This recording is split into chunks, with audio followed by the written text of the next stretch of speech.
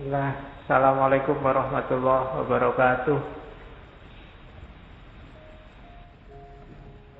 Jadi katanya Sokrates kan sering bilang bahwa filsafat itu adalah satu bidang keilmuan, bidang pengetahuan yang membuat kita bisa hidup lebih baik.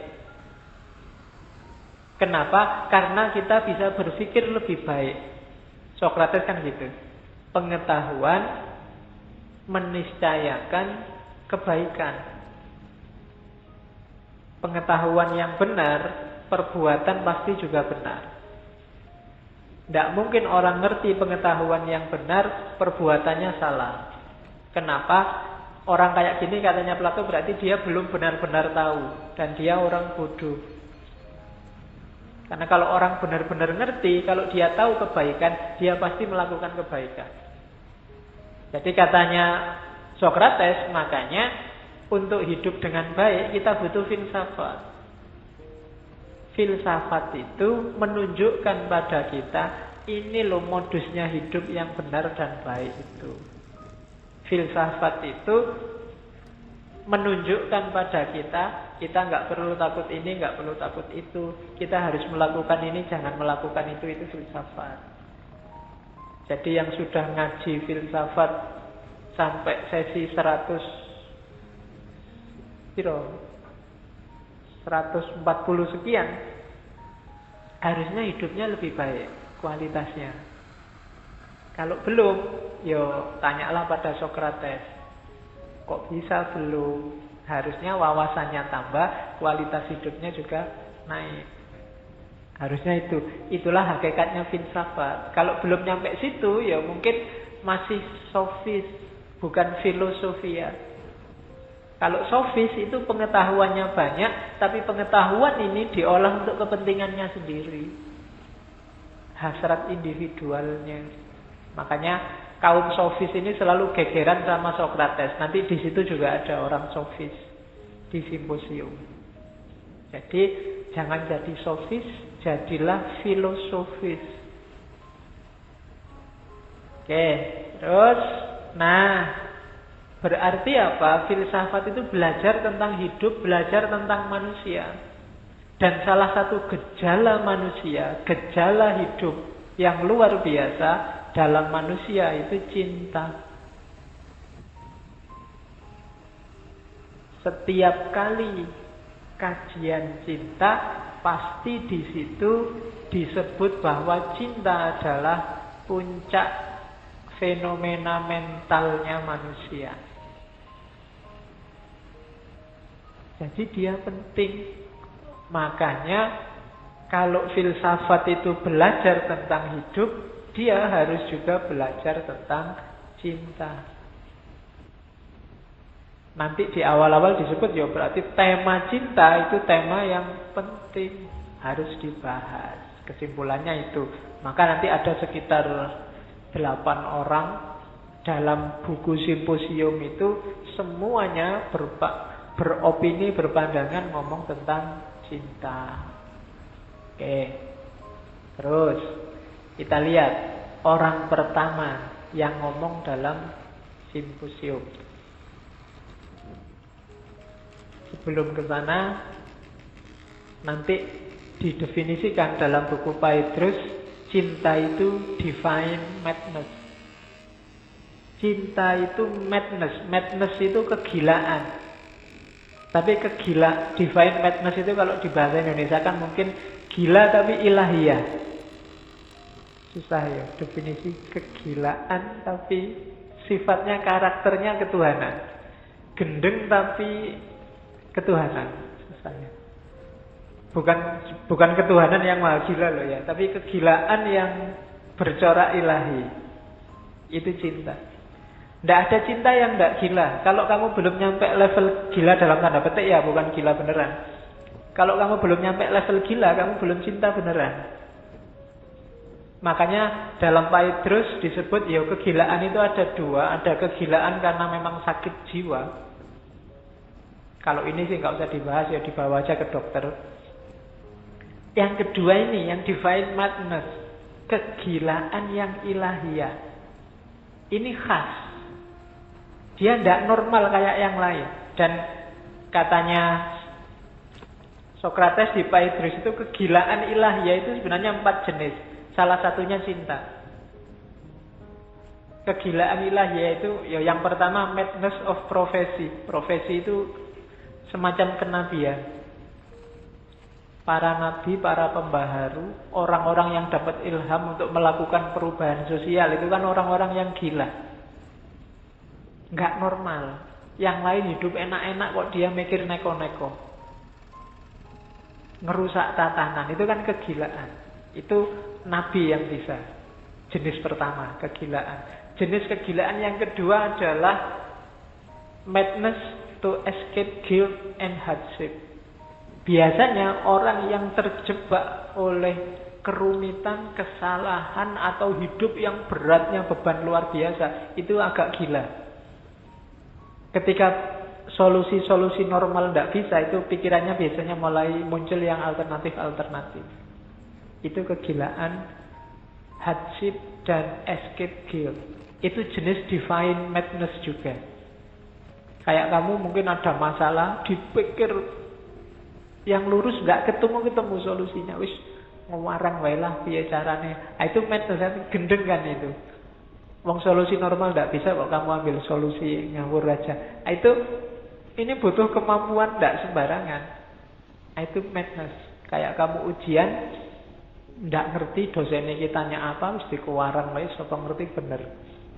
Itu jenis madness juga. Jenis kegilaan juga. To escape guilt and hardship.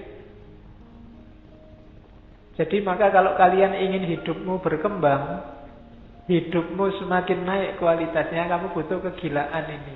Yang nomor 3 kamu butuh. Jadi bikin hidupmu berat, kamu merasa di pressure A, di pressure B, di pressure C, nanti otakmu akan meletek. Nyari jalan keluar. Tapi kalau kamu nggak berani tantangan, nyari aman saja, comfort zone saja, ya hidupmu gitu-gitu aja. Maka jadilah orang gila. Dalam tanda petik ya. Nanti kamu gendeng beneran. Sing disalahke ngajinya. Masa disuruh gila kok kemarin. Terus yang keempat, madness of poetry. Poetry itu ya sastrawan, puisi. Ini ya butuh orang-orang gila. Jadi puisi kok isinya lurus, belujur, gak ada yang baru ya gak laku mesti. Harus inspiratif, ada yang baru. Maka orang-orang budayawan, sastrawan itu kan pikiran-pikirannya kadang mengejutkan. Itu jenis madness juga, kegilaan. Orang yang bisa keluar dari cara berpikir normal. Dan yang terakhir ini, kegilaan cinta. Katanya Plato, kegilaan ketika kita melihat keindahan pada sesuatu yang kita cintai. Itu kegilaan. Lagi nongkrong pinggir jalan kok ada yang lewat. Indah lagi. Kamu kan rada gendeng sebentar. Agak. Ya. Pokoknya yang lurus-lurus lupa sudah. Wow, mesti gitu kan. Wow, mesti gitu kamu lihatnya. Nah, itu semacam kegilaan. Dalam cinta juga begitu. Apalagi kamu jatuh cinta beneran. Yang pernah pacaran atau sedang pacaran pasti ngerti betapa gilanya orang jatuh cinta itu. Hujan-hujan kayak gini disuruh jemput, ngaji lagi. Itu kan hanya orang gila yang mau ngapain, enak-enak. Apalagi nanti pulangnya disuruh neraktir, bayari lagi, dan itu mau. Itu kan luar biasa. Dia sendiri suruh bikin makalah, malah males-malesan, dimarahi dosennya. Tapi begitu si dia yang minta bikin makalah, melekan dibela-belain. Itu kan kegilaan yang luar biasa. Jadi divine madness. Bagi yang memang sedang jatuh cinta, kerjasamalah sama dia yang kamu cintai itu untuk mendorongmu produktif melakukan yang baik-baik. Kalau bisa kerjasama semacam itu, kalian berdua bisa naik kelas hidupnya. dengan energi cinta. Jangan disuruh yang nggak penting. Paksalah pacarmu itu, misalnya kamu punya pacar, pokoknya aku ndak mau jadi pacarmu kalau bulan ini tulisanmu nggak jadi. Kalau semester ini tesismu nggak jadi, kita putus saja. Nah, itu kan positif energinya. Daripada dipakai yang aneh-aneh. Jadi mending kamu manfaatkan energi itu untuk yang positif. Kenapa? Di situ ada kegilaan. Yang kalau pakai pikiran normal ndak mungkin. Itu di Petrus. Jadi love is divine madness. Cinta adalah kegilaan ilahiyah. Orang yang jatuh cinta adalah orang yang gila. Orang yang berpuisi, para sastrawan, biasanya orang-orang yang gila. Orang yang hidupnya kepepet, itu orang-orang yang gila. Dan para nabi kadang-kadang melakukan revolusi sosial. Mereka juga kategorinya orang-orang yang gila. Terus, nah ini yang dari simposium. Simposium ini nanti berurutan ngomong sahabat-sahabatnya Plato. Biasanya gongnya itu Sokrates. Sokrates inilah nanti konsep cintanya Plato. Kalau ini masih sahabat-sahabatnya. Ada yang salah diluruskan, ada yang dilanjutkan oleh Sokrates, ada yang dibantah sama sekali oleh Sokrates. Yang pertama Petrus. Petrus ini kayak penceramah. Karena dia orang bangsawan. Kalau ngomong agak gaya. Omongannya tinggi, tapi ndak nyambung sama realitas. Ideal-ideal. Kayak calon bupati apa gubernur kampanye ndak ngerti realitas, yang diomongkan yang tinggi-tinggi. Ini gayanya Petrus. Makanya dia bilang cinta itu simbolnya eros. Dalam cinta ada kemuliaan, dalam cinta ada pengorbanan. Para pecinta adalah para pejuang yang mau berkorban dan seterusnya. Ini kalimat-kalimat bombastis untuk menceritakan cinta. Seolah-olah iya memang kayak gitu cinta itu. Ini cuma retorika. Cinta adalah segalanya. Cinta adalah puncaknya kemuliaan moral manusia. Cinta adalah, itu jawabannya pasti iya. Ya memang begitu. Tapi terus gimana realitasnya? Hakikatnya cinta itu apa kan? Cinta itu mulia, iya. Hidup ini harus dikembangkan dengan kasih sayang, iya. Tapi uraian detailnya kayak gimana? Pokoknya kita harus membasmi kemiskinan. Pokoknya gimana orang Indonesia ini rukun, utuh. Iya lah ngomongnya enak, ya prakteknya gimana? Wong sekarang sudah jelas gegeran. Sudah tawuran. Sebentar lagi perang kalau tidak ada yang misah. Kita hari ini kan kayak anak kecil yang saya ingat zaman saya kecil itu kalau sedang main sama teman. Misalnya ada yang salah apa itu. Sebenarnya aku tidak apa-apa, tapi temanku ini yang kurang ajar. Wih, digituin. Kalau aku nangis itu, kalau aku ngamuk itu, kalau dia akhirnya ngamuk tenang. Padahal aslinya nggak apa-apa loh, dipanas-panasi sih sama teman-teman. Misalnya ada yang salah padaku, jadi aku rapopo, tapi kok terus temanku yang satu, kalau aku digituin tak sikat, kalau aku digituin tak balas, akhirnya ingin balas beneran. Hari ini banyak yang kayak gitu, kamu dipanas-panasin, kamu tidak sadar sedang dipanas-panasin biar menyala semua dan nanti tawuran. Begitu tawuran, yang tadi panas-panasin yang tepuk tangan, ayo terus sikat aja terus mesti gitu. Senang dia, sukses provokasinya.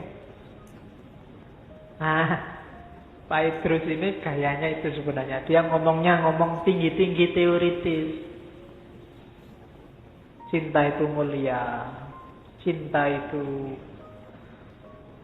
inti kehidupan, cinta itu segalanya dan seterusnya. Tidak salah, bagus-bagus saja. Cuma terus gimana menjalankan cinta ini? Cintailah musuhmu. Kalau kamu ditampar pipi kiri, kasih pipi kananmu. Lu yo panas tayo. Ya kan? Prakteknya piye? Oke. Itu sebenarnya mungkin ada lanjutannya. Kalau tampar kiri kasih kanan, kalau kanan juga ditampar, balas sekeras-kerasnya. Terusannya ngono. Oke. Jadi cinta itu mulia. Ya wes, manut wae lah. Kalau orang ngomong kelas-kelas tinggi gini, iyalah wis bener. Yang penting terus gimana? Ini pahit terus.